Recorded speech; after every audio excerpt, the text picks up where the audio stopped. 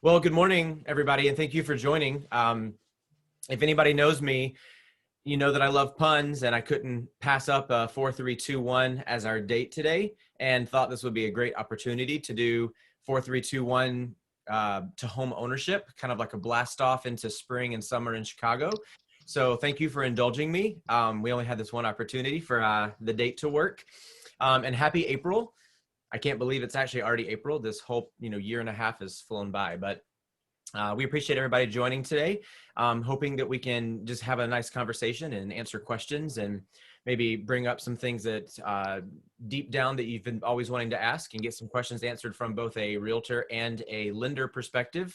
Totally laid back, just a easygoing question answer, not like a seminar, but more of just a social. So I want to introduce Chad, who you've seen on here. He's my fantastic lender with Summit Funding, and he is who I've used personally on a number of my purchases. And so that's how much I trust him.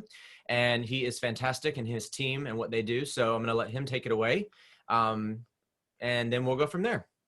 Yeah, and Olin and I kind of spoke about this event before we got on, and we want to make it super interactive. So don't worry about interrupting us. If you have questions, you can put them in the chat, or you can just unmute yourself and interrupt. We want it to be super interactive. Olin and I have worked together probably about 7-8 years now, Olin. I believe it's been at least 7. Yeah. Yeah, and gosh,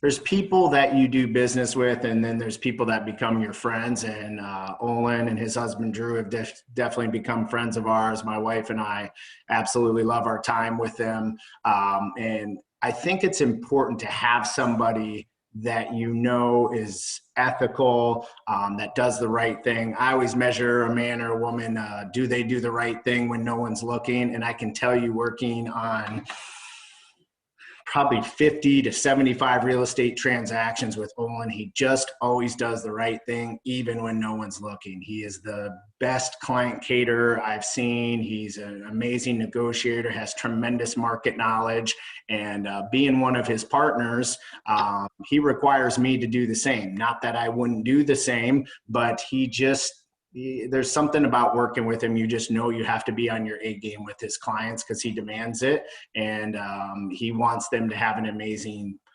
process. Like, we get to do this every day, and I see so many people in our industry get transactional and not relational, and they're in it for the paycheck, not for the advice and not the client experience. I can tell you Olin is the exact opposite of that. So it's just an honor to always work with you, Olin. We love working with your clients.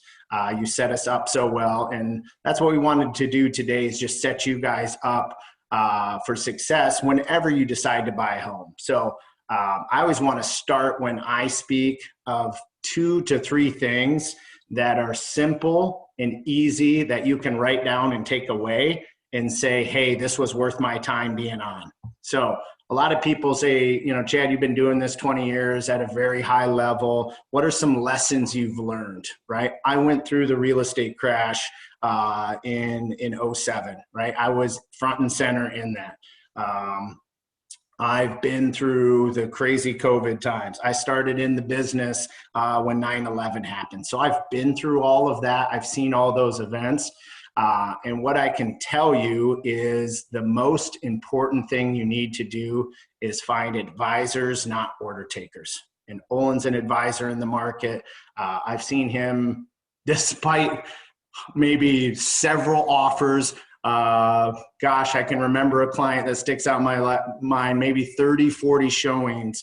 Even though he wants to be done and get paid, he does the right thing for the client. So align yourself with advisors. So the first thing I could tell you is, number one, from my side, when you're buying a home, I think it's really important to set guardrails, okay? Here's the truth. The mortgage industry does not care if you can afford the mortgage. They care if they can sell the loan, sell it at a profit, and be done with it, okay? I do care if you can afford a home. Olin cares if you can afford a home. So I think a good guardrail to put on your home is take your annual income and multiply it by 3. That's going to be about the maximum loan you should do. Okay. Just because you can qualify to buy a $750,000 home doesn't mean that's the right financial move for you to take. So take your annual income, multiply it by 3. That's going to be about the maximum loan amount you can qualify for. So let's run an example. If you make $100,000 a year, that would be about a $300,000 loan that you could afford, right? If you have $20,000 to put into the deal, then you're buying a $320,000 condo. Okay, so that's just rule number 1 that I want you guys to take something away, and that's 20 years of advising people on their mortgages. That's where people align approximately. Everyone has different things like student loans and car payments, and everyone's deal is a little unique and different, but that's just a good general rule to abide by, and it works most of the time. What about a double income family or partner? How would you do that? At same way, right? Like, so combine your 2 incomes and multiply it by 3, right? And gosh, I know you guys we had that conversation when you and Andrew were looking at your home. So that's the first thing I could really give you. Multiply your income by 3, your annual income.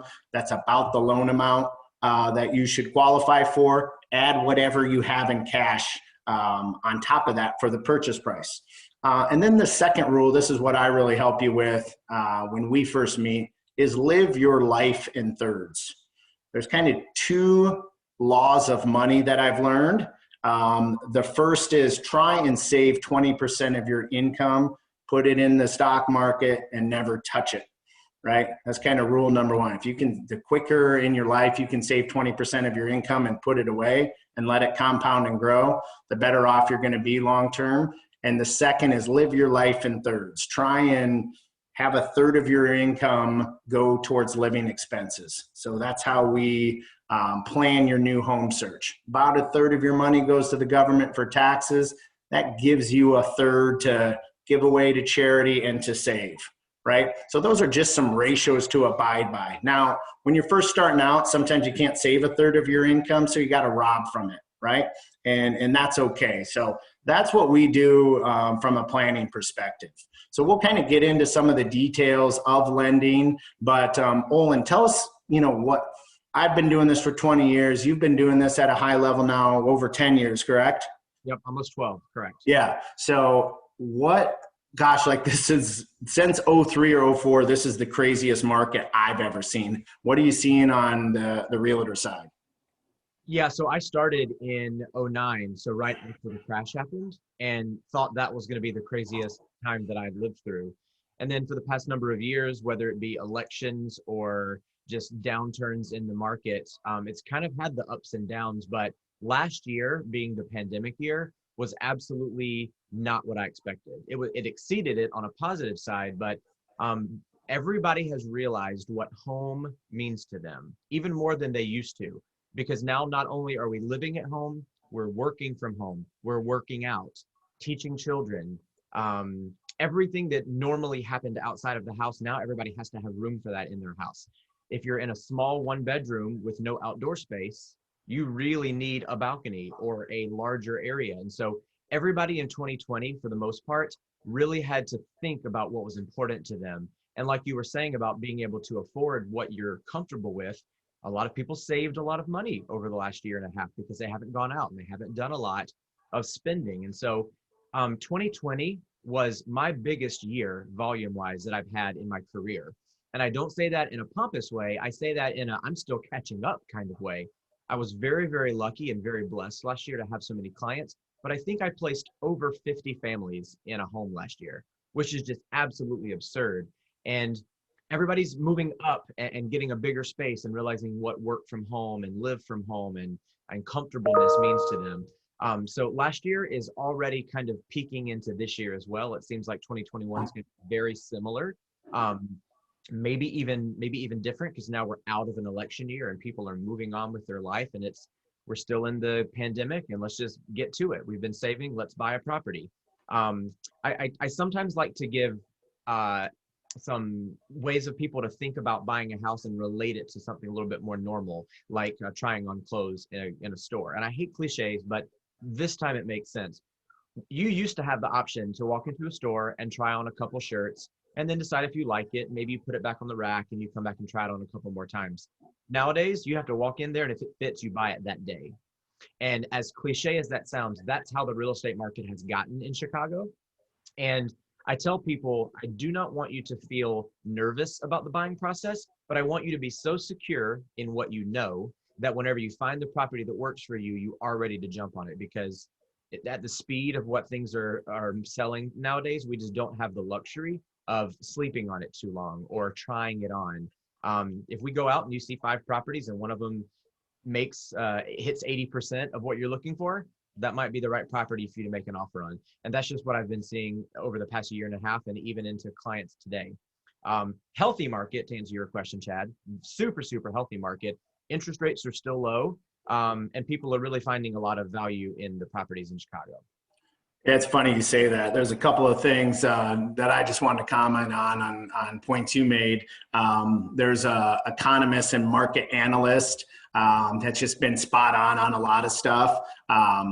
There's also what's called the death versus birth ratio, right? And he's predicting for the last 10 years that there was going to be this huge housing shortage around this time. His prediction was 2020, right? So if you think about our population growth, right, and that housing hasn't been able to keep up with our population growth, and you think about kind of the cultural shift that we have of, gosh, back in the day, mom and dad, when they got old, lived with you, and you had houses that were full with families, elderly people. That is not the case anymore, right? And I think also you combine COVID into this, and we've all been looking at the same 4 walls for like over a year now, and we're sick of it. And people do have more money because they're not traveling. They're not going out to fancy restaurants. They're not entertaining as much. This same analyst said, America has never had less debt from a percentage standpoint and more savings ever in the history of our country, right? So when people ask me, do you think the market's slowing down? I say, absolutely not. This is just the start, right? So I went through the real estate crash. And in fact, to be honest with you, I was just like any other loan officer, and it kind of inspired me to be who I am today and to advise people, because I did put people in a lot of bad loans. I caused a lot of those foreclosures. Now, looking back, hindsight's 2020, you didn't know what you were doing this. I was just writing loans, and that was my job. But anybody back then could get a loan. If you had a pulse and a social security number, you could get a mortgage. That is not the case today, right? And if any of you decide to work with Olin and I, you'll see how much you have to go through to be prepared, right? So I don't think this is the start of a market bubble. I think it's the beginning of a long run, right? And those are the reasons why. You also couple the staring at the same 4 walls for a long time. People are buying second homes. People are buying rental properties. I've done more second home deals in this past year than I've done in the last 10 years, right? Airbnb's taking off and people are taking advantage of that. Hotels are struggling, right? So you just see this kind of perfect storm of all these things coming together. And on top of that, a near record low interest rates. It's just this storm of a great real estate market. So one thing that go ahead. Sorry, that's why I thought this was a great opportunity for like a first time buyer talk. Yeah. Because over the past year, think about the amount of money people have saved. That amount of money could be a very substantial down payment on your first property. And a lot of first time buyers who are still in the renting world don't understand that. And it's always just about the education of what can I afford? And Chad, I tell my clients this when they come to you, and I'm sure you do the same, like you were talking about living in thirds earlier. I tell my clients to come to you and say, hey, Chad, I would like to keep my monthly around X dollars and start at the smaller number, and then let you build their mortgage backwards and tell them what they can afford, rather than them coming to you and saying, hey, I've been playing around on Zillow and I think I can afford up to 300. So right. A lot of renters and first-time buyers do it backwards, in my opinion. And yes. I think that they should say, all right, so I comfortably can afford $2,000 a month, but over the last year, I see what I've saved, and now I have X amount of dollars that I can do as a down payment. but I could probably go up to around 2,200 and I'm comfortable there. So then if they tell you 2,200 is their max and this is the amount of down payment they have, you can literally build backwards the most perfect mortgage that's going to make sense for them, that doesn't take away that, put it living in thirds, and it still keeps the same amount of money in their pocket. And it might be a number that surprises them. That's not a hard number like 250, 300, 350. It might be 367 is what their mortgage amount, you know? So if people don't think about it from the big side, if they think about this, what I comfortably can afford, that is the smartest way to start with speaking with a mortgage lender. I agree. And so, you know, let's kind of just go through the agenda. We want to talk about, hey, why buying is typically better than renting. It's not always the case, but I would say 85 to 90% of the people I talk to, that's the case. We want to let you know what the bonus to buying is right now. What do you get from the government? What extra benefits do you have? We want to talk about assessing in the plan. We wanted to talk about, you know, being tactical, not emotional, which is really hard to do when you're talking with your home, but this market requires it. Olin said preparation. I think if you took one word away from today, it's preparation, right? Because you do a lot of the times have just one shot at buying. I want to walk you through a roadmap and then we'll have kind of a Q&A at the end. Okay. So why would you buy instead of rent? Right? And I can do this individually for anyone. I have a wonderful tool that says, okay, this is what you are renting for. If you buy, this will be the price point, right? And what benefits do you get from that? So we'll actually break it down to a dollar amount and say, it's $10,000 better to buy instead of rent, right? So I'd love to run that for any of you. If you'd like to see that, tell me what you can enter in the chat what you're paying for rent, and I will run this rent versus buy analysis for you. So first of all, there's a tax benefit, right? You will be able to write off the mortgage interest and the property tax on your tax returns. So Olin, you know, I know you're self-employed, but have you started on your tax returns yet? Yeah, I started a couple weeks ago, and my accountant already has all those numbers that he needs. Yeah. Cool. So it'll be interesting to see as you've moved up in your home, how much more of a write-off you've had, right?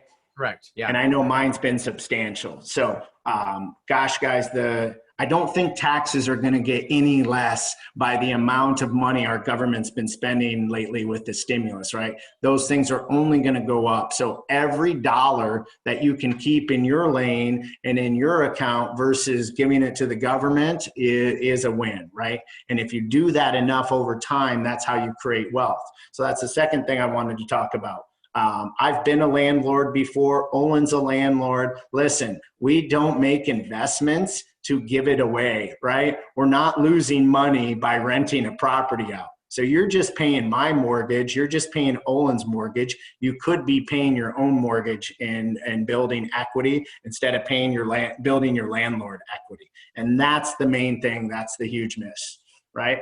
Olin, just talk about some pride in ownership that you've seen from your clients, and just you know, maybe some stories of people that were renting and now they're homeowners and the benefits that they've seen. So first of all, I don't think there's anything wrong with renting, but tell me the last time that somebody posted a picture on social media of walking into their brand new rental apartment. Look what I got. Like, people don't have the same love and pride when it comes to that, as opposed to saying, I own this. And again, there's nothing wrong with it, but the idea of not only am I putting money in my pocket, not only am I building my future, but you also have just the pride of saying, I did this, this is mine. I can do whatever I want in the property. I don't have to worry about asking permission. I can make updates. And there's a lot to be said about that. You also just have the enjoyment of knowing your flexibility. You can rent the property out in the future if you move. You can sell the property and move to a larger place and use it as a stepping stone. And I think that the pride comes from day one. One of my absolute favorite things to do is to hand the keys to a new client after they close. It is the most overwhelmingly emotional sense. I had a client, you said to ask for an example. I had a client who literally, we walked into a house, did the tour, came back out and stood in the driveway. This is in Park Ridge. And as she turned around and looked at the house, she turned around and had one of her babies in her arms and just started bawling because she was like, this is the house for me. And she knew it at that initial step.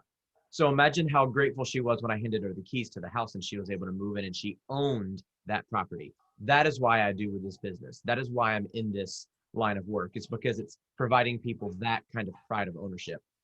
Again, maybe she did or did not react that same way with her very first rental property, but that's what it feels like whenever you own your own place. That's awesome. Yeah, I've told this story a few times to my team. I have a team of about 10 individuals that work for me, and a lot of them are younger, and I'm always pushing them to buy a home and helping them out with their budget to do so. And I always tell them, like, gosh, I didn't cry when I got married. I maybe had a few tears when I had my daughters the first time. It's all of the memories you're going to make in a home and what that's going to be like. So I definitely cried when me and my wife bought our first home together. It's just a very special moment and milestone. And it provides that stability. It provides that I don't have to worry about ever moving again if I don't want to, because this is mine. So it's yours, pets, whatever color you want to paint it, it's your rules, right? So that's kind of the first thing to buy. What I can tell you is people get fearful about the money aspect of it, right? And I believe in the stock market, in real estate, in the bond market, in any investment, it is an investment, right? If you're not emotional and you don't panic, there's a high probability that you're not going to lose money. So I'll give you an example. I bought a 3-bedroom new construction condo as my second home, right? 2007, right? May 2007. Guess what happened, Olin, in June of 2007? I have a pretty good guess. The market crashed. So I think I'm pretty good at this. I'm a pretty slick real estate investor, right? I bought a home at like the exact top of the market, right? The value slashed about, after the real estate crash, probably about 40 to 50%, right? I never panicked. I lived in it. I lived in it during the time that I wanted to, right? When I was done living in it and could afford a bigger and better home, I rented it out, right? I had great tenants in it for 12 years, right? Very low maintenance. I just recently sold it about 2 years ago, and I made a killing on it. I made well over $100,000 on it, and I never took, besides that original down payment, a penny out of my pocket. So I just never panicked. I never really worried about what the value was until I knew it was my time to sell. I rented it out when I didn't like the price that it was going for, and I wouldn't have broken even. I would have brought money to the closing table. So it just forced me to be a landlord a little bit longer than I wanted to, right? So I think those that panic and listen to the media and listen to their friends and sell, it's the same in the stock market, right? The stock market got hammered about a month ago. You don't go selling your stock right after the market gets hammered, right? You sell it when it goes back up, and it's the same with real estate. So just any examples that you have to kind of speak to that? I actually have a client that just reached out to me a week and a half ago, and she bought in 2005 or 6 as well. I can't remember exactly what year it was. This is previous to me meeting her. So she even made the joke of, well, I know I overpaid for it, but, and kind of led the conversation with that. And she bought just a cute little 1-bedroom down in Printer's Row. And if I tried to sell that today, the market value is about 30,000 under what she paid for it. And so she's in the exact same situation where she's now living in New York. She's not even in the city anymore, and she's still renting it out. And just realized that she's going to have to be a landlord and continue renting it out a little bit longer than she wanted to. So it's the exact same story. And she's not panicking. She's decided, great, I'll just keep leasing the property. And when the market maybe gets back closer to the number that she's comfortable with, she'll be able to move forward with the sale. But right now it's not the right time, because the time that she purchased, she had no idea what was going to happen after that. And she overpaid for a property that just hasn't received that value back yet. Yeah. So that kind of leads us into our next point, right? I think it's super important to assess and plan, right? That's with Olin on your needs as a home buyer, right? Sit down and have a buyer needs analysis with Olin. Tell him what you're looking for, right? After that, or even before that, a lot of the times I'm the starting point, right? I think the best way is to speak with Olin, let him know a little bit of what you're looking for. You can kind of assess the market, and then he typically hands you over to me, right? Assessing the plan and the earliest you can sit down is the most important. Here's the truth. When we get busy and when the market gets crazy like right now, people skip steps, right? So if you're a year away from buying a home, it's okay to start this now, right? You will plan, you will assess, and you can put yourself in the best opportunity to buy. The truth is 90% of the people I work with do not do that. They rush. And if they just would have talked to me 3 to 4 months earlier, there's a couple things they could have done to have a little bit better credit score that would have got them a better interest rate. There's a few things that they could have done with their money that would have made the loan more simple for them to get through as far as documentation, right? There are things that they could have done differently to get a different loan program that would have been a better fit for them, right? So credit score, loan program, income, assets. These are all things that we look through when we plan your mortgage.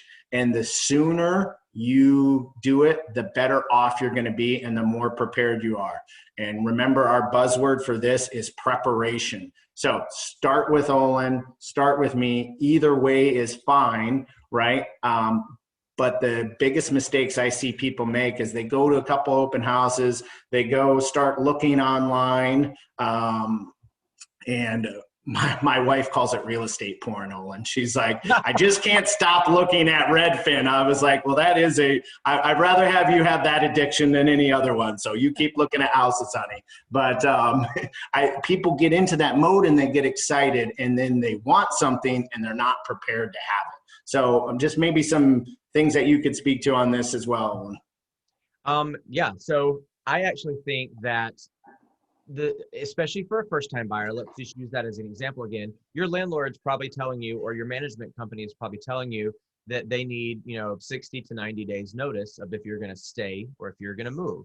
And if you wait until the 60-day moment to then call me and Chad and start talking about buying a property just because you've given your landlord 2 months notice, you're already a couple months behind, like you said. So people need to just be understanding that the conversation can start early, and it doesn't matter that you're not moving tomorrow. You could start the conversation right now, even if you're not moving until October or November. And I think that it's just a misconception. That's all it is. And just we need to educate people. Start early, have a conversation started. Imagine if you started now, how much money you could save by getting yourself into a better financial saving program for a buy in October. So it's just very important to start the conversation, know exactly what you're leading up to. And like you said, Chad, not rush into it. Oops, I'm moving in 2 months. Can we please get this started today? Yeah. So I would say if you had to ask me my opinion of when you should start, it's 4 to 6 months before you buy. Yep. Right. That way you can get your best credit scores. You have time to make a few fixes. Sometimes, Olin, it's just something simple like, hey, you have a $10,000 limit on your credit card, right? You're charging $4,000 a month. If you just charge under $3,333, that's a third of your credit limit. You're going to have a little bit better of interest rate, right? And you're going to have a better credit score. So do that for a few months before I re-pull your credit, right? Or, hey, you can consolidate all of your debt into this one credit card. There's a big enough balance, right? Get rid of these other two, close them. You're still under a third of your credit limit on your biggest credit card. That's going to give you a better credit score. So there's tricks. I've been looking at credit reports for over 20 years. There's a lot of tricks that I know to maximize your credit score. And it's just the sooner you get in front of me and my team, the better off you're going to be. So know what your why is, right? Is rent on the rise? Is your family growing? Is there a school district you have to get into? right? Are you and your significant other taking the next step, right? What I hear a lot right now, and I'll let Olin hear kind of some of the reasons that he's hearing people move. Hey, well, I need an extra room because my company got rid of their office, right? They didn't extend their lease, so I'm permanent work from home. Or gosh, if it was my family, it's these kids' toys are taking over my whole house. I got to have an extra room just to put all of Colette's stuffed animals in. She's got like 100 of them all. And so know what your why is. What are some of the whys that you're hearing out there, and why there's so much movement and activity right now? Exactly that. Their desk is in their dining room. Their desk is in their bedroom. You were talking about my Zoom background, like the idea of what people are showing working from home. Is it their kitchen? Are they on their balcony? Like, or they don't have a balcony. The biggest why I've seen is I work from home and I need a separation, even if it's walking from your bedroom to that other room, whatever it is, and that's where your desk is. That is the biggest why I've seen. The other one is outdoor space. Right. You know, we're kept in these four walls, like you said earlier. If there's not the option to even peek your head out and step onto a balcony, imagine if you lived in a high rise where you're not only waiting in the elevator to go up 2 people at a time, but then you get up to your top floor and you have no balcony and you can only open the windows. I can imagine that would drive people crazy after a number of months or even a whole year. So that is a huge why that people want, is I just need more space. Yep. I've seen more people go from 1 and 2 bedroom condos to single family house than I have in my entire career. That jump has become the most prevalent one. It's not a lot of people going from 1 and 2 bedrooms to 3 and 4 bedroom condos and staying in the apartment building kind of feel. They're looking for a backyard for their dog and a deck or a patio for themselves.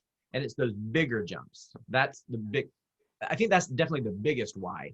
Now, to your last point there about how much work would you be willing to put into a home? A lot of people are saying, I need it to be move-in ready because I just don't want to do any work. But that is not a luxury that you can have right now. If you find a property that does need a little bit of love and care and TLC, some people are taking that on. Maybe it's a little bit more work than they initially wanted to do, but at least they have their office now in a second bedroom and not on top of their bed. So they're willing to do a little bit more work nowadays than they were even a year ago whenever somebody says, I want a move-in ready property, or I want a turnkey property that needs nothing done to it. Yeah, I'm glad you said that. And I think it comes back to the next statement and also our buzzword, preparation, right? So I think it's super important to get with Olin and what are your non-negotiables, right? Yeah. What are they? Like ours were, we have to have 3 bedrooms. We're having our third daughter, right? And I need an office, right? And it really came down to those things. That way I didn't get an emotional of like, hey, I hate the lime green carpet. Well, I can rip that out, right? The guts of the property work. So I think preparation and going through that analysis with you is super important at the beginning. So I tell people that there is no 100% perfect property, and that from the very beginning, you have to break it down to 80-10-10. I think I've told you this before, Chad. So if you find a property that's 80% perfect for you right now, 10% you can change over time, like the lime green carpet or changing out new appliances or putting in new windows, and then 10% that you can live with, like, oh, I wanted a 3 bathroom, but it's only got 2 bathrooms, or, oh, I wanted to face east, but south is just as good. If you find 80-10-10, that becomes your perfect property, because you can't focus on the things that there are some buyers who really get turned off by colors and by layouts and things like that. And those are things you can change over time. So if I tell my buyers from the very, very beginning to set their expectations at 80-10-10, and then when you find that perfect property, it makes sense. It's funny you said that. So I was having a conversation with one of our buyers. I actually just got an email that she just went under contract. The conversation we had, she's a long-term client of mine. She's like, the place was super masculine and I don't know if I can pull the trigger on it. So I said to her, well, what's masculine about it? Well, he had this statue, right? And the colors of the wall were this. I'm like, well, girl, those are all things you can change. Don't worry that it's masculine. I know you, it will be very feminine when you move in. So, and now she's got a great place. She's super happy. She just couldn't look past that. So, know what your whys are and stick to them, and don't make it too many. How many do you recommend that are like non-negotiables, Olin? Is it 5 things? Is it 10 things? Or is it just unique and different to every buyer? I think it's unique and different. And I've never really put a number on it, but I really do just stick to the 80-10-10. And I didn't coin that. That's not something I made up. I heard that from a mentor, and I've just been using it myself. I would say the most proud I am, like a proud parent, is whenever I'm in a condo with a client and they say, oh, but that's part of my 10%. And then they use my lingo because they've learned it and they understand it. So I don't ever put numbers with it. I just say, think about what you can change and what you can live with. And then the rest is what you're looking for. The biggest thing probably is outdoor space. You can't add that. You can't build a balcony. So you have to have that as part of your 80%. Can't just add that. You can add a fireplace, like a gas fireplace. You can change the flooring if someone hates carpet and they want hardwood. The other big difference is if you're in a high rise, you can't add washer dryers or dishwashers sometimes. So you have to really know if that's a non-negotiable for you. Because once you buy into that property, you can't just sneak a dishwasher in because the plumbing in the building doesn't even allow for it. So I'm very, very honest with people from the very beginning about what they should expect and what those non-negotiables can and can't be.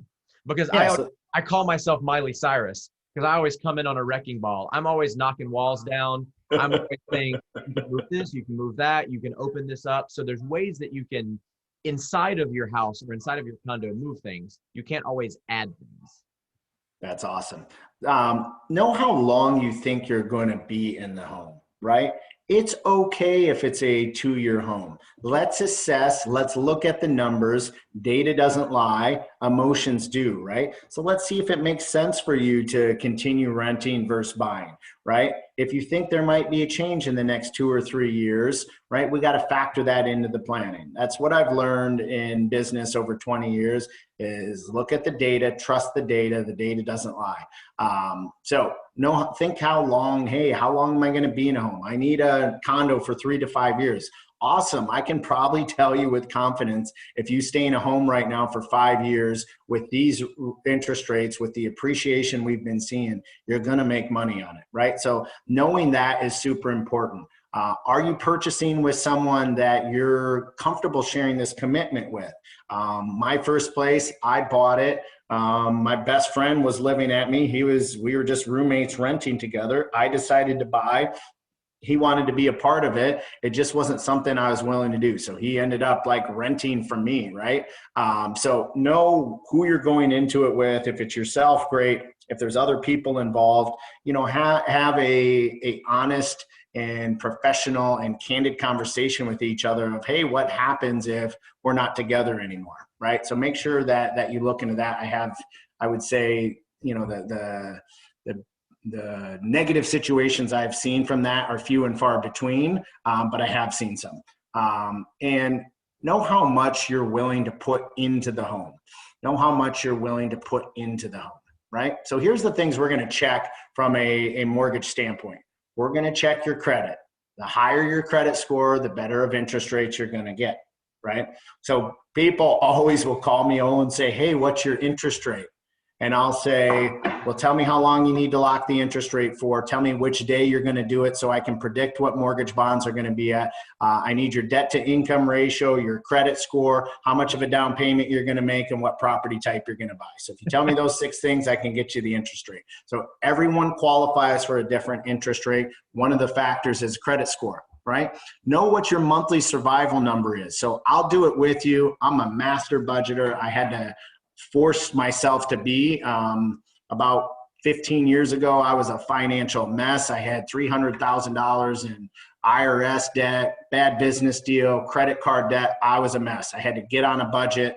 I now coach realtors and mortgage lenders across the country because I turned that debt into multi-million dollars in the stock market. A lot of people ask me how I did it. It was from budgeting and just taking it day by day. So make sure you know a roundabout number of your budget. If you want my budget that I use, I did mine with my wife last night for April, paid all of our April bills, budget our money. That's something that's super important. Know what your survival number is, okay? That will help me plan what home you should buy. Know how much cash you have, how much do I have, and how much am I willing to put into this, right? If you want to take a third piece away from today, Make sure you have 3 months of monthly expenses, including the new mortgage, in a savings account, either after closing or that you can build it up pretty quick after closing. Like, I'm going to get you into mortgage debt. I don't want to get you into credit card debt. There are things that happen when you buy a home. Water heaters go out.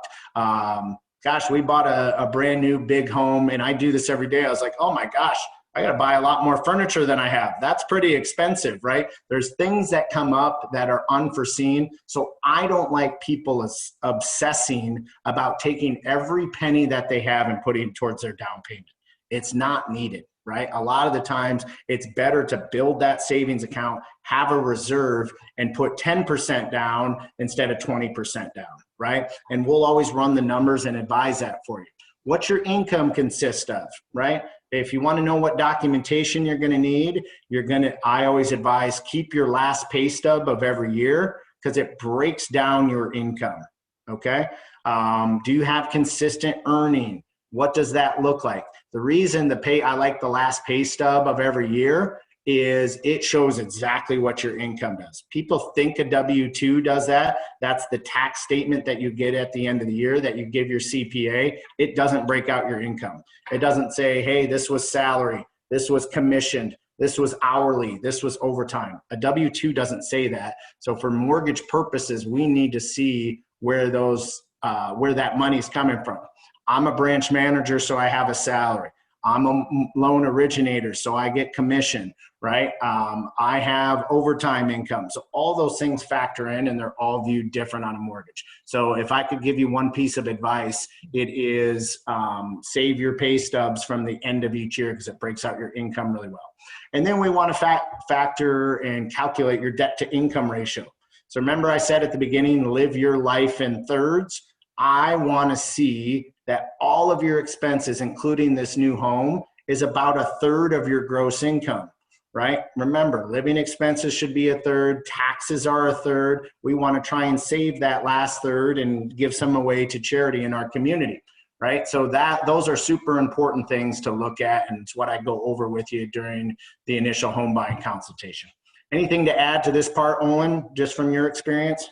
Just the fact that I'm living proof of it, because I bought an investment property and planned on putting 20% down. And Chad said, nope, you're only putting 15%. And it's only a little bit of that extra PMI that you have to pay it off. And it got me a better interest rate. So I'm just living proof of it. Even me being in the business, Chad was able to look at my situation and the purchase price and say, nope, all you have to do is 15%. Keep that extra 5% for the whatevers that come up. So people want to give advice, and I don't mean this in a mean or negative way. I'll have to talk to some fathers and listen, I got 3 daughters. I'll be super guarded when they buy their first home, right? I get it. You're protective. Well, you got to put 20% down so you don't pay PMI. Or, I bought my first house in 1985 and you have to put 20% down. No, you don't. Right? Big misconception, and we hear that so often, and you just got to advise people not to listen to that all the time. Yeah, so on this chart, you'll see that a conventional loan, there's really 3 types of loans. There's a conventional loan, right? First-time home buyers can put as little as 3% down. There are down payment assistance if you don't have that available in Illinois, that you can get that 3% down in a grant. Now that sounds really nice and people flock to that. If you have the 3% down yourself, you're gonna not wanna use the state's money, right? Here's the truth about it. Bond loans and those programs charge you a higher interest rate to recover that money that they give you for the down payment. And they lock you into a loan for 5 years. So if it's your only way into getting a new home, awesome, you should use it, right? It's probably going to be better for you than renting, and we'll run the numbers, right? But if you can avoid it, it's better to avoid it than to use it, in my professional opinion. Cool. So from an income perspective and standard, 28% of your money tops should go to the new home, right? That means about 28% of your annual income should go to the home, right? I actually believe in a little less than this. This is what you can qualify for. I think your first home should be a little conservative, right? There are government loans. That's a second type of loan, right? That's why it's important to get with Olin and I from the beginning, because if Olin has to go out with an FHA loan, there's different properties that he needs to target for you than if you're a conventional buyer. And that's super important for his home search, so he knows what buildings he can look in and which ones he can't, right? And then a jumbo loan is any loan in Chicago. It's any loan above $548,250. So 548,250 is the conventional loan limit in Chicago, right? So these things are confusing. These things cause stress. These things, people try and research and talk to their friends. Everyone's unique and different, right? And just because your friend down the street did a jumbo loan and put 20% down, that doesn't mean your finances are the same as your friend. So every buyer is unique and different and needs great advice, right? And that's how we try and be different when we meet with you at the beginning. Okay. Anything to just add and finish that off, Olin? You hit that perfectly. Nope. Cool. So a credit score, I'll get a lot of questions on it. They're like, hey, my Credit Karma says this. I'm like, cool, I don't use Credit Karma, right? And Credit Karma, I have a rule. If it's free, it's old and inaccurate. If anything is free, it is old and inaccurate. When I pull a credit report, it is $89 to get the most recent information from the credit repositories. I call it real-time data, right? If you ever watch like CNBC or CNN or whoever you get your news from, and you see the stock ticker at the bottom and it shows the current price of stocks, it's the same with your credit scores. There is real-time data. Credit Karma and your banking app is not real data. It's free information that TransUnion, Experian, and Equifax gives them, or they buy them, and they get advertising dollars around it, right? That's the truth of how they make their money. It is not accurate, and a lot of the times it's not on a FICO-based scoring scale, right? So we'll pull a credit report that's from 3 credit repositories: Experian, Equifax, and TransUnion. Mortgages use a FICO-based scoring scale, okay? So if you just bought a car and they told you your credit score is 800, guess what? That's on a different scoring scale than mortgages are. And if you just got insurance and they pulled your credit and they said it's a 720, insurance uses a different scoring scale than we do. So it's super duper important not to assume Credit Karma is accurate. It's not, and to have it professionally pulled, okay? So there's just credit worthiness and on a mortgage standpoint and how you're scored. 10% of it's new credit. 10% of it is types of credit used. 15% of it is credit length and history. 30% of it is amount owed. So people say, hey, I pay off my credit cards every month. I don't know why it's showing a balance. It's because that is your balance on your credit card at that second that I pulled your credit report. You haven't paid it off yet. I'm looking at my credit card statement, right? There's $5,835. That's what I've charged since I last paid it off. So people think it should be zero. It's not. It's how much you charge on that account. It's not how much of a balance you carry forward. Okay. So that's why, once again, preparation's the buzzword. It's super duper important to pull your credit early in the process to see where you stand with a professional. So if there's things that you can alter slightly to maximize your credit score, we will be able to do that. Okay. Anything else on credit, Olin? That's exactly the reason you said earlier to start this process a number of months out, so that you can get this credit score accurate and figure out a way to raise it if you need to.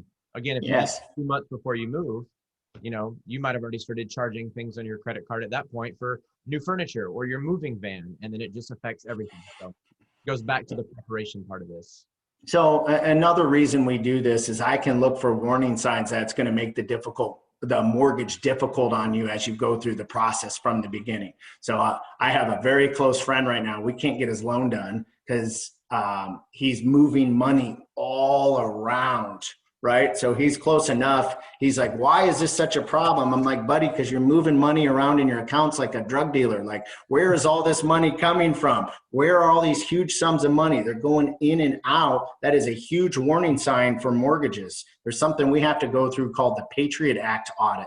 And I say drug dealer because it's the truth. The Patriot Act audit by the government checks to see if you're laundering money through real estate, and they look for these patterns. It's a part of the process we have to go through. So once again, preparation and having a professional look at things from the beginning, so I can say, hey, yo, you're going to buy in 3 months. Stop moving all this money around. Just leave it where it's at, or hey, go close all these accounts. You have way too many of them. It's going to be a nightmare for you to get this loan. Consolidate them all into one savings account. It's not worth the fraction of 1% in interest that you're getting better through Capital One versus Chase, right? Don't choose one of them, right? So those are just some things that we talk about during we call it your home buying consultation. That's your first meeting with us. So what's a good credit score? 740 is excellent. Anything above that is going to get you the best level of interest rates,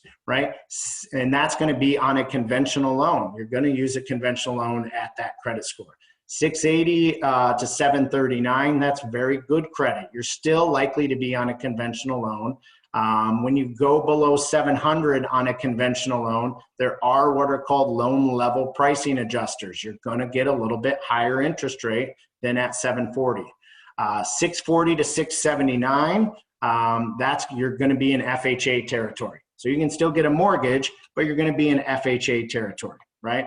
The only positive of FHA is the interest rates on them are a little bit better at these two levels than a conventional loan. So definitely right here, there are sometimes we recommend people to use FHA at a 680 because the interest rate's so much better than it is on a conventional loan.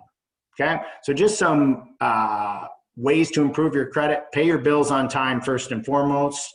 Don't apply to too many credit lines. Like I have one credit card for my personal life, one for business life. I keep my finances super simple, and that's not just for mortgage qualification, that's for me to track. Don't max out the credit cards, and if you've had a credit card for a long time and you've been paying on it, this is the biggest mistake I see people make. They'll like pay off the credit card, they've had it for 10 years, and then they go and close it, Olin. It's detrimental. It's their best account on their credit report, and then they close it, okay? So we've been taught that debt is bad and that you shouldn't have any credit cards.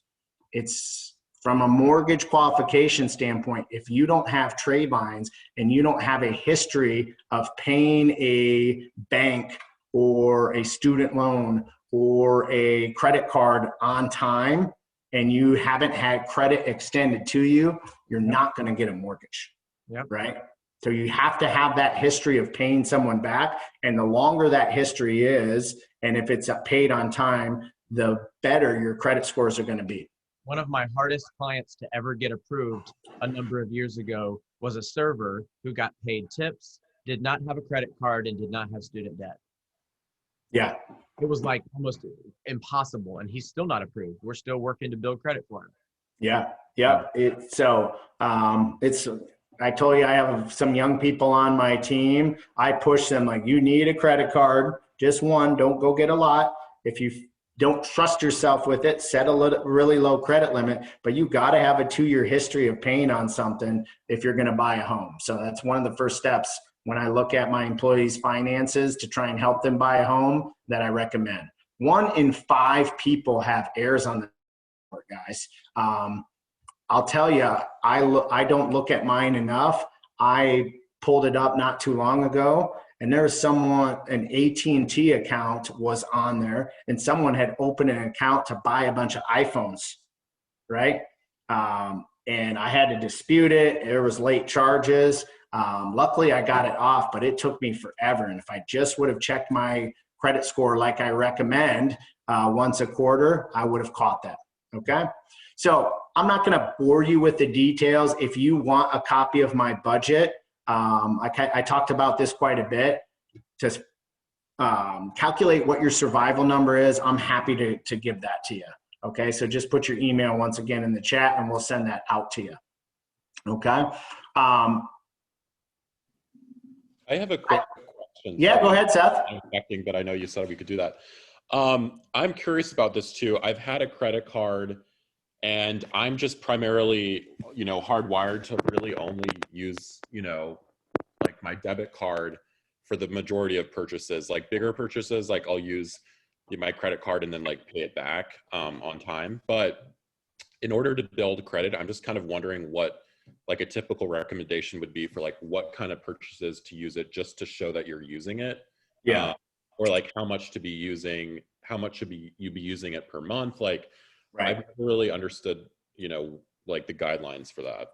Sure. So I think it's how disciplined you are on your budget and how much you're tracking it. So my budget that I use, my rule is if it costs more than $20, it goes on my credit card, right?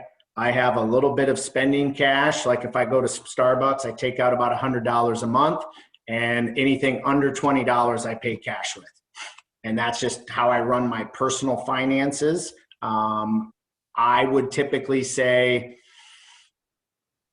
make sure whatever your credit limit is on that account, you're charging under a third of that credit limit. So once again, if the credit limit's $10,000, never charge and have a balance at any time over $3,333. Okay. Okay. I think the best is 2 accounts. Okay. Now I run a business, you run a business now too. I would have a business credit card and I would have a personal credit card. Right. Because I primarily am used to just using almost always my debit card, so it sounds like, I'm guessing that's fine as long as I every now and then just use my credit card to show that I have a history, Yeah. So like I told you, I had it was about 15 years ago it started, and then 12 years ago is when I started really focus on paid off. But I had $300,000 in debt between a bad business deal, credit card debt, IRS debt. I was a financial mess, right? And I was so gun shy after I paid it off that I wouldn't put anything on a credit card, and my credit score suffered because of it, right? So I learned I had to put small things on there like a gym membership to keep my credit score improving, right? Like Netflix. Like, grocery shopping. Every time I go to the grocery store, just use my credit.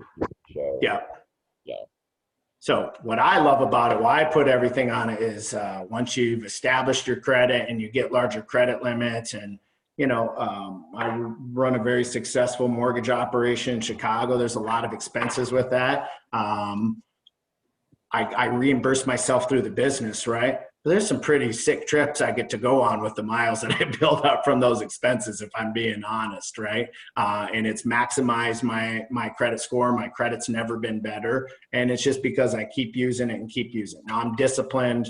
Like I said, once a month, my wife and I last night for an hour and a half go and pay all the bills. We run a budget. We set our budget for April, and then pay off those credit cards, put money away in the stock market, give some to our church, give some to a few organizations we believe in. And that's just what our budget meeting is. So my advice would just be the more you can put on it and the disciplined you can be to pay it off once a month, the better. But if you feel like you're going to build up debt and that worries you, just put something small on it like Netflix or gym membership, right?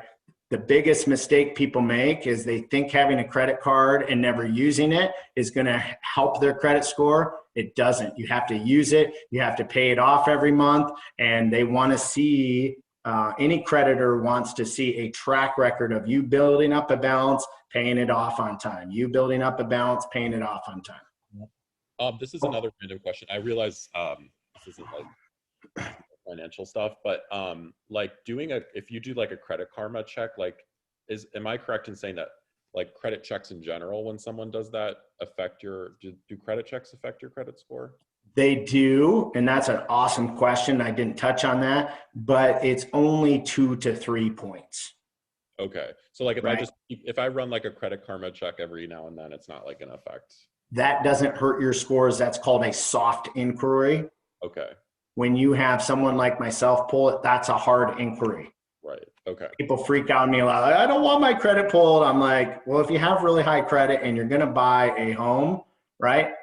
It's 2 to 3 points. And when someone's nervous about that, I always say, I promise you, I will find one thing on your credit report. I'm going to take 3 points away from you. I'm going to find something on that report and advice I could give you that will increase it at least 5 points. So I will make up those 3 points to you. Okay. Cool. Cool. Thank you. That helps. That answer your questions? Yep. Thanks. Awesome. And I just want to say, we have about 10 minutes left. So we have to stop around 11:15. But for anybody that has these cash or credit or mortgage and financial questions, if you send Chad an email, he is super, super confidential and is really honest with his answers as well. So if that's something you're comfortable with doing and just having him do a deep dive into your finances, that sheet he had on the PowerPoint earlier, me and Andrew did that. He gave it to me and we literally sat down and put all of our numbers and just kind of showed the cards. And that's the position you have to be in with your mortgage lender, is having that honest relationship and just letting him look at it. And he's not going to look at it and give any negative advice or any negative comments. It's going to be, you need to fix this, this, and this, and you're going to be in a great position. So I want all of you to feel comfortable enough to let that mortgage lender relationship get personal for a second, because inevitably this is the biggest purchase you're making, and this person needs to be on your side. And I trust Chad incessantly, and I want everybody that sees this to know that they can also do the same. So even though we have to stop in a little bit, if you want to reach out to him later, we'll make sure you have contacts to be able to do so. I hope this doesn't sound like Olin used the word pompous. I'm not trying to sound pompous. The reason I've been so successful is because people relate to where I was at, and I could relate to them because I was such a financial mess, right? And the secret to my success has just been, and my why really is to tell people my story, tell them how I got there, and to help them avoid it and to make right financial decisions, right? And it's my why. It's why I do this. It's why I love coming to work every day, is I get to help people avoid the mess that I dug for myself many, many years ago. And I'm very passionate about it. So I appreciate you saying that. Couple tips, and I know we got to wrap it up. As far as closing costs, they're going to be dependent on the area. They're going to be dependent on the price of the home. A good rule of thumb is use 3% right now. So remember, a lot of people come to me and say, hey, I have, $50,000 to spend on a home. That's my down payment. And I always have to clarify, is that your down payment plus your closing costs? Or are we working with $50,000, right? So I'll always help you and give you a recommendation. But if you want to know what closing costs are, in Chicago, use about 2.5% to 3% right now, right? And that will be likely an overestimate of what you'll pay. But I believe in being conservative on this, okay?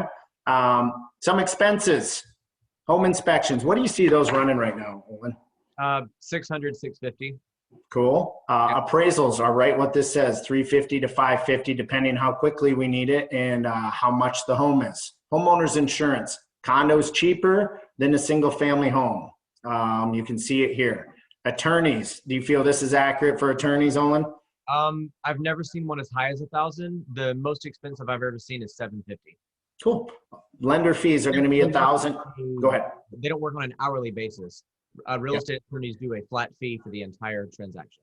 Yeah, super important to know. And my one piece of advice there, do not work with an attorney that's going to charge you hourly. Take Olin's recommendation. I think SJ is one of your attorneys. We love working with him. I know you have a couple others. They just great communication. And the key is Olin and SJ, the attorney he works with, and a couple others, and we work together all the time behind the scenes. They know my staff. They know where to go to get an answer. They know what I'm working on at all times. I know what Olin's working on all times. It just creates a better team when everybody behind the scenes knows each other. Yep. Okay, title work. That is what you're going to have to pay to close on the home. Their job is to make sure you're getting a home free and clear of any tax liens, any financial issues that the past owner had, and they facilitate the closing. And then in Chicago, if you buy within the city limits, every $1,000 you spend on price, you have to pay $7.50 to the city of Chicago. It's called a transfer tax. So multiply the purchase price by 0.0075, or it's also known as 75 basis points, right? So if you buy a $100,000 home, you're going to pay $750 to the city of Chicago. And anyone that wants to see this, we can send this slide to you. Okay. I already talked about this and hit on it, but I think the best thing for you to grab is your year-end pay stubs and make sure to provide those to us. Okay, those will help us factor your debt to income ratios. We'll take all of your debt and that budget that we mentioned, filling that out and providing that to me really helps me advise you on the best move for you to make. Okay, we want to keep your life in thirds. We want to keep your debt ratios low. Here is the main problem. When you go to an online lender, you get what's called a level 1 pre-approval. It's a pre-qualification. The pre-approval is only as good as the data that you input into their system. You are not a mortgage underwriter. You don't know how they're going to view your income and your assets. You don't know how to put in the data, right? The data is only as good as the person putting it in. And there are a lot of things that mortgage underwriters look at differently than you do, right? So you need an expert to give you, we call it a level 2 pre-approval, okay? And just kind of the last thing that I want to touch on, and I'll let Olin close this up. A lot of people think when they're looking for the home, Olin, it's just going to be the price of the home, right?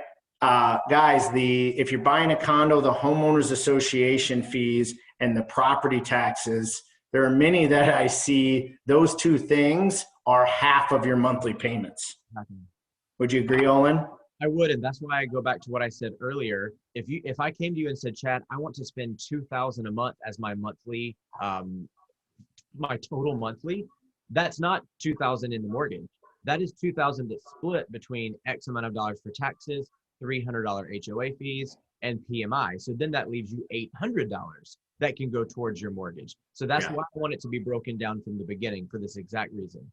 Right. And that's Olin and my job. Like, listen, my job as Olin's preferred lender and his partner is to set your home search up for success. So I don't just give you a price, I'll give Olin a limit. So the end of our meeting, guys, we will come, we'll have a virtual hug, a virtual handshake, however you show affection to a professional on, hey, we want the monthly payments to be this, and we want to bring this much to closing.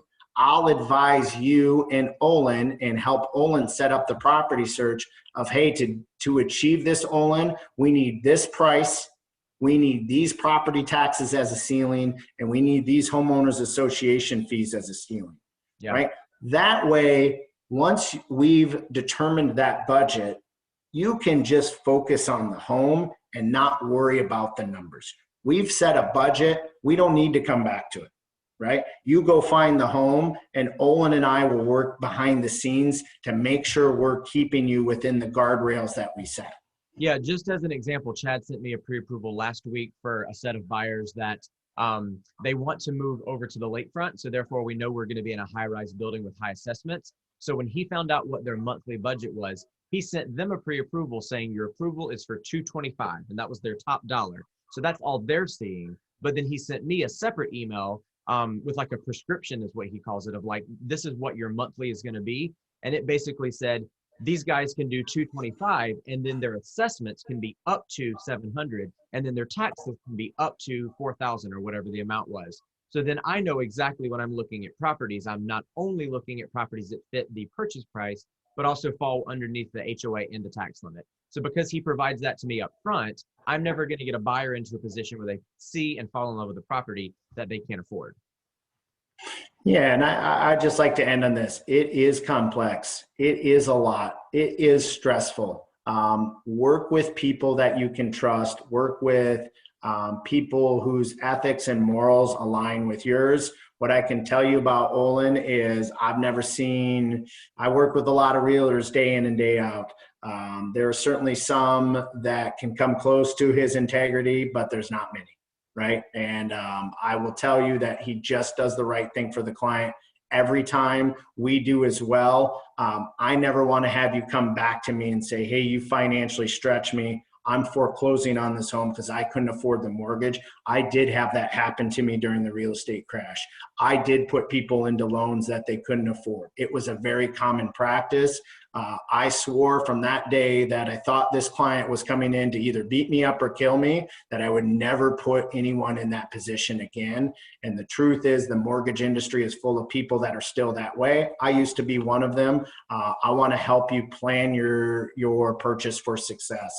I want to set you up in a great position, because I think buying a home is a super important thing, but I also think putting money in your 401k is super important. I also think having a cash reserve, so if something happens to the home or you want to update the home, you have that. I want to make sure you get into the stock market and you can accumulate wealth through that, and that your home isn't the only financial tool and asset that you have. And those things are all super important to have long-term financial success. And I think it's very important to plan on your first home. Yep. And that's the last thing I want, is for you to call me in 3 months after you've moved in and say, I'm in a financial hardship and I don't like this house and I made too quick of a decision, or I felt like I was misled. So that's why I want to align people with people like Chad from the very, very beginning and get this process started in an honest and ethical way, so that then whenever you move into this property, you do love it just as much as you thought you would. So Chad, thank you for taking the time to do this with me. It's super important, in my opinion, for people to have these honest relationships. And if anybody on this call or is watching this video needs any more info, please let myself or Chad know. You're welcome to share this video with anybody else that you know that's also looking for real estate advice. That's what we're here for. So I appreciate it, Chad. Thank you so much as always. Olin, you're the best. I'll hang out if anyone wants to come on, has any final questions. If you got to go ahead. But I got about 4 more minutes if anyone's got questions. Yeah, I appreciate it. And thank you guys for being here as well. Thanks so much.